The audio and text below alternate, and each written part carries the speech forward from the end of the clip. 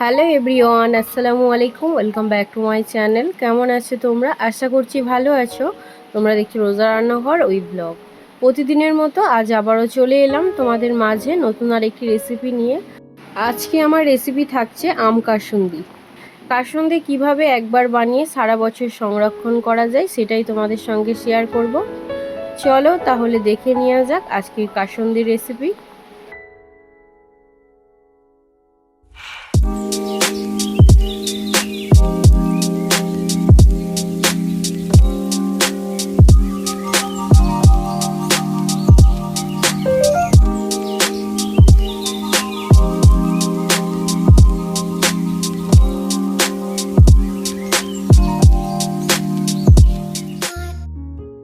আম কাসুন্দি বানানোর জন্য আম লাগবে, তার জন্য এখন বাগানে চলে এসেছি আম পাড়তে।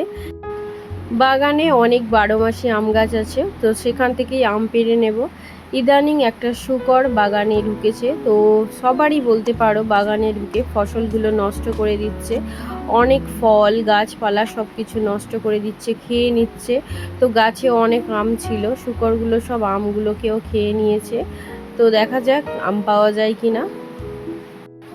বাগানের দৃশ্যটা দেখতেই পাচ্ছ কত সুন্দর, যে দেখবে তারই ভালো লাগবে। আর এই জায়গাটা এলে তো আর কোনো কথাই না, ঠান্ডা ঠান্ডা বাতাস বইছে আর সাথে ঝিরিঝিরি বৃষ্টি। এই যে দেখতে পাচ্ছ শুকরের পায়ের ছাপ। শুকরটা সবাইকে ভীষণভাবে জ্বালাচ্ছে। এত গাছপালা যদি নষ্ট করে দেয় কেমন লাগে বলো। কি আর করা যাবে, বুনো শুকর কোথা থেকে এসছে জানি না, অনেকগুলো একসঙ্গেই বেরিয়েছে। অন্য জায়গায় একটা শুকর ধরা হয়েছে। তো ওই গাছে কতগুলো আম হয়েছে, তো এখান থেকে আম পেড়ে নেব। এখানে এসে দেখলাম গাছে কতগুলো আম আছে কিন্তু পেকে গিয়েছে, কাঁচা 2-3টে আছে এই গাছটায়। তো এখানে একটা বড় আম আছে, আমটা পেড়ে নিচ্ছি। আর ছোট ছোট কতগুলো আম আছে সেই আমগুলো পেড়ে নেব। পাকা আম দেখতে পেলে দুটো পেড়েছি, ভীষণই মিষ্টি। তো বাড়ি গিয়ে এই দুটো আম কেটে খাবো। আর গাছপালাগুলো দেখো সবুজে সবুজ, দেখতে দারুণ লাগছে।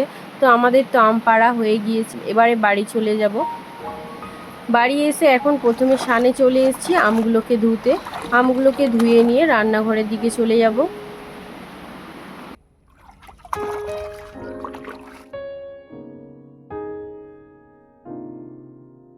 আজকে বানাবো কাসুন্দি, তার জন্য এখানে সর্ষে নিয়েছি, কালো সর্ষে। এই সর্ষেটা আমাদের চাষ করা হয়েছিল। কাসুন্দির জন্য কি কি লাগছে সেটা তোমাদেরকে প্রথমে বলে দিই। এখানে নিয়েছি সাদা সর্ষে, আদা, কাঁচা লঙ্কা, হলুদ গুঁড়ো, বিট নুন, নুন। এখানে নিয়েছি 1 চামচ জিরে, 1 চামচ ধনে, 1 চামচ মরিচ, মৌরি নিয়েছি 1 চামচ, শুকনো লঙ্কা নিয়েছি, আর নিয়েছি দালচিনি, এলাচ, আর এখানে নিয়েছি 1/2 চামচ জোয়ান। প্রথমে সর্ষেটাকে কুলোয় ঝেড়ে নেব, যেহেতু সর্ষের মধ্যে অনেক নোংরা আছে আর কুটি কাটা আছে, এগুলো।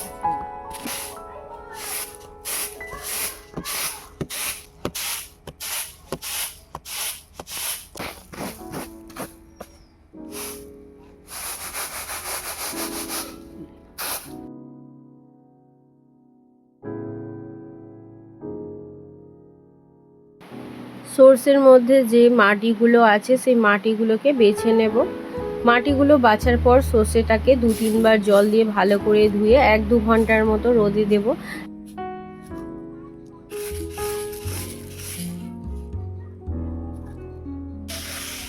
সর্ষেগুলো ভালো করে বেছে নিয়েছি, একটাও কুটি কাটা আর নেই।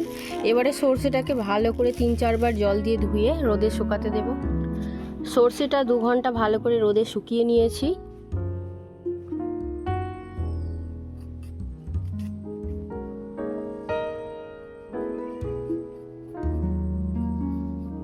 এবারে আদা কেটে নেব।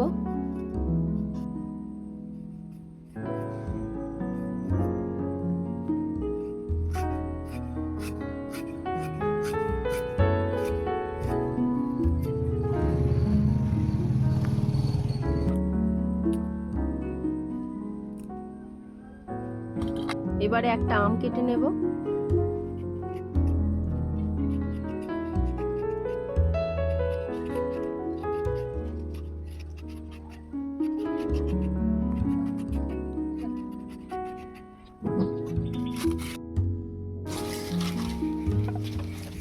আমগুলোকে এবারে ছোট ছোট করে টুকরো টুকরো করে কেটে নেব।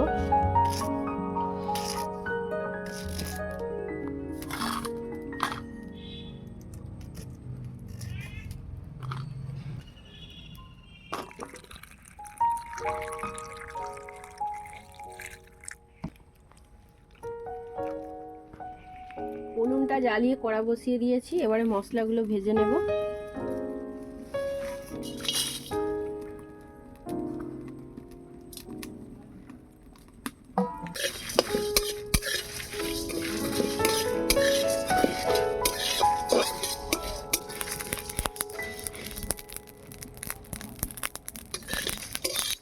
মশলা ভাজা হয়ে গিয়েছে, এবারে ঢেলে নেব।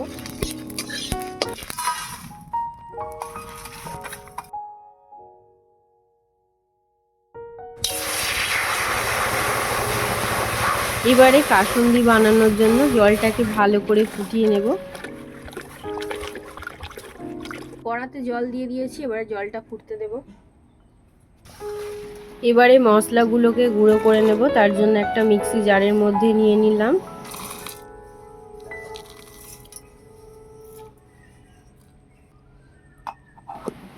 এদিকে কালো সর্ষের সঙ্গে সাদা সর্ষেটা মিক্স করে দিয়েছি, এবারে এটাকে আরেকটা মিক্সি জারের মধ্যে নিয়ে নিচ্ছি গুঁড়ো করার জন্য।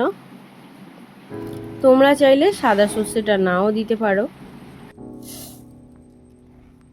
আমাদের বাড়িতে যেহেতু সবাই কাসুন্দি খেতে অনেক ভালোবাসে, তার জন্য আমি বেশি করে বানিয়ে রাখি। বিশেষ করে আমি কাসুন্দিটা অনেক পছন্দ করি, যে কোনো স্ন্যাক্স রেসিপির সঙ্গে কাসুন্দি আমার খুব ভালো লাগে। তো এদিকে দেখো মশলাটাও আমার গুঁড়ো করা হয়ে গিয়েছে, এবারে সর্ষেটা গুঁড়ো করে নেব।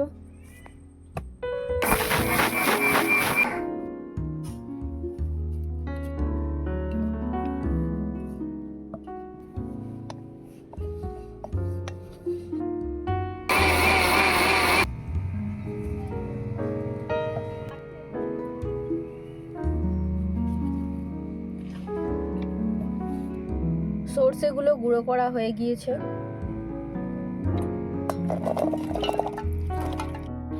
এবারে আদা কাঁচা লঙ্কা আমের পেস্টটা বানিয়ে নেব।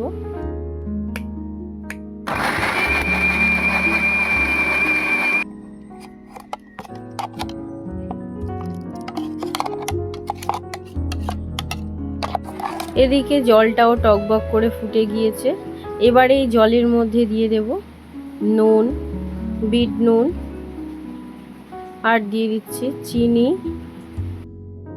কালারের জন্য দিয়ে দিচ্ছি হলুদ গুঁড়ো।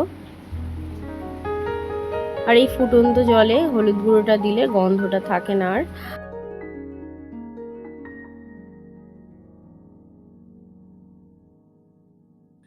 তোমরা চাইলে ফুটন্ত জলটা নামিয়ে তারপরে নুন, হলুদ গুঁড়ো এগুলো দিতে পারো। আমি কিছুটা জল তুলে রেখেছি, পরে প্রয়োজন হলে দেব।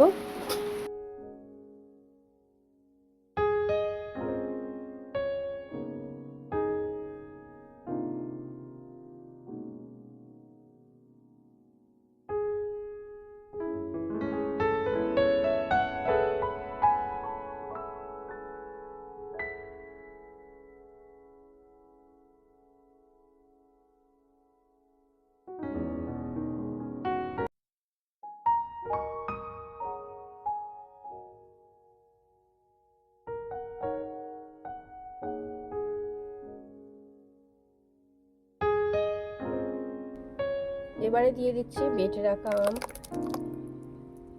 এবারে দিয়ে দেব গুঁড়ো মশলা,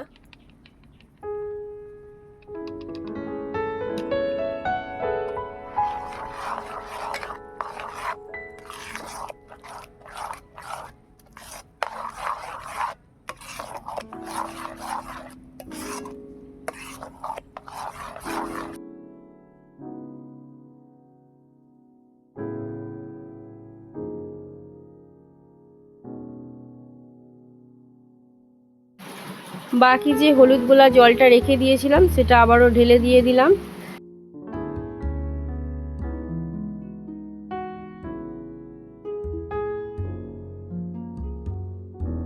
দিয়ে দিচ্ছি একটু সরিষার তেল,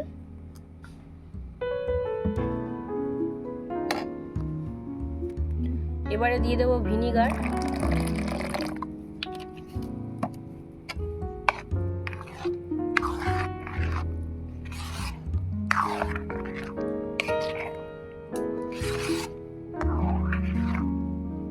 সব কিছুকে ভালো করে নেড়ে চেড়ে মিশিয়ে বয়ামের মধ্যে ঢেলে নেব। কাসুন্দি বানানো হয়ে গিয়েছে, এবারে বয়ামে ভরে রেখে দেব।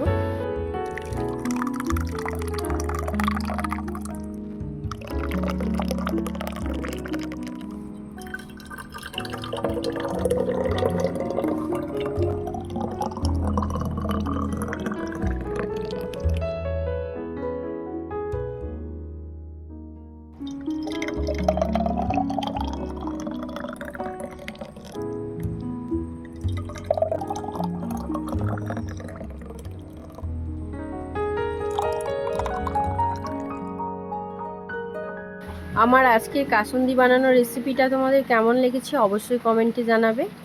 আজকের রেসিপি যদি ভালো লেগে থাকে বন্ধুদের সঙ্গে শেয়ার করো। দেখা হচ্ছে আবারও নেক্সট অন্য কোনো রেসিপির সাথে। ভালো থেকো, সুস্থ থেকো, পরিবারের খেয়াল রেখো। বাই, আল্লাহ হাফিজ।